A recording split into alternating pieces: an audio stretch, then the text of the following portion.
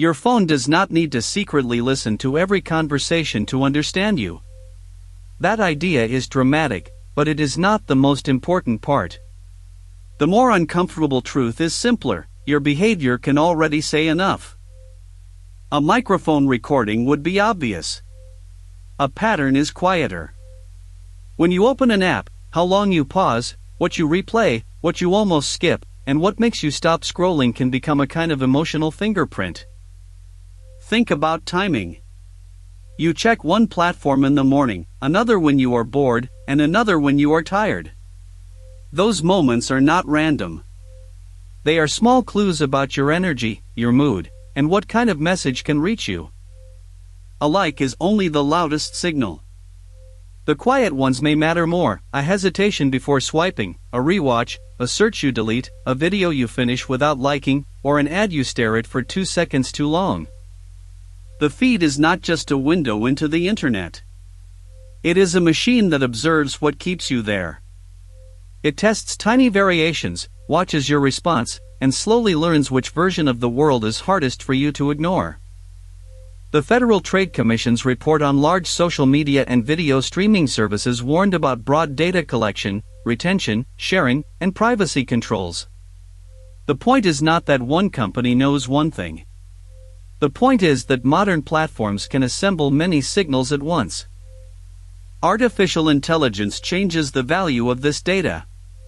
A human analyst might see clicks. A model can see sequences. It can compare millions of people, detect hidden patterns, and guess what you are likely to do before you consciously decide. Stanford's 2026 AI Index reports that generative AI reached about 53% population adoption within 3 years, while organizational adoption reached a huge majority. AI is not a distant lab technology anymore. It is becoming part of ordinary products. The goal is not always to understand your soul. It is often to predict the next move. Will you watch? Will you click? Will you buy? Will you stay? In a business built on attention, prediction is power. That is why your weakest moment matters. Not the worst moment of your life. The most clickable moment. The moment when you are tired enough, curious enough, angry enough, lonely enough, or distracted enough to accept the next thing the system offers. 2 people can open the same platform and receive 2 different realities. One sees outrage. One sees comfort. One sees fear. One sees products. The internet stops being a shared place and becomes a personalized room that rearranges itself around your behavior. Your identity online is no longer just a username, a face, or an email address. It is also a behavioral pattern: the time you wake up, the speed of your thumb, your search habits, your interests, and the pauses you do not think anyone notices. Privacy is often explained as hiding secrets. But in the AI era, privacy is also protection from inference. A system may not need your private diary if it can infer your stress, routines, desires, and vulnerabilities from ordinary behavior. NIST's AI risk management framework is built around the idea that AI risk has to be governed, mapped, measured, and managed. That matters because these systems are not just features. They are decision layers sitting between people and the world.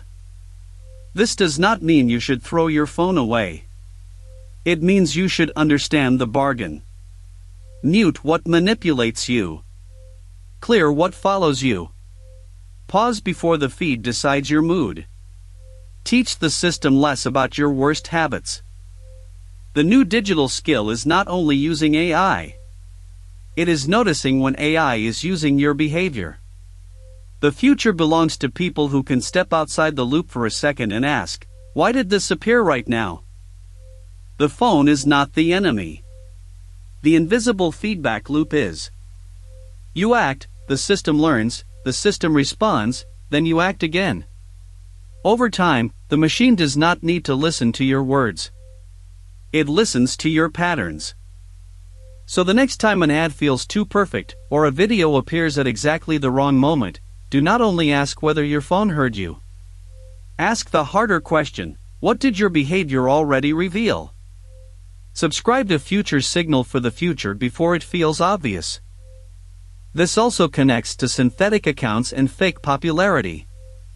If AI can produce realistic comments, profiles, and reactions, then the feed can become harder to trust. You may not only be reacting to people. You may be reacting to a manufactured crowd. As AI improves, identity becomes more fragile.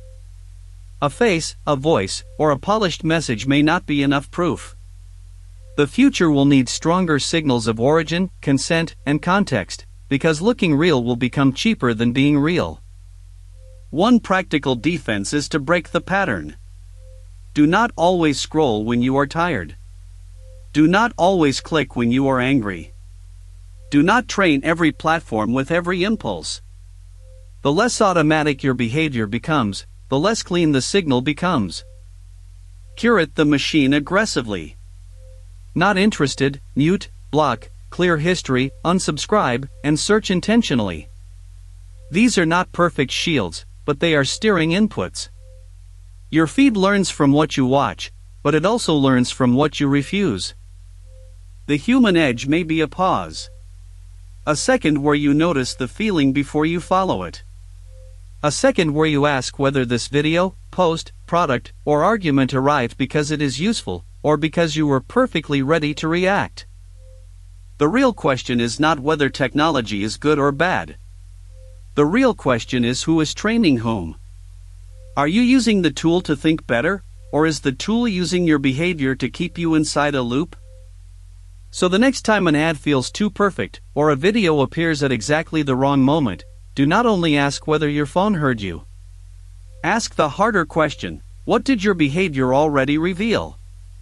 Subscribe to Future Signal for the future before it feels obvious.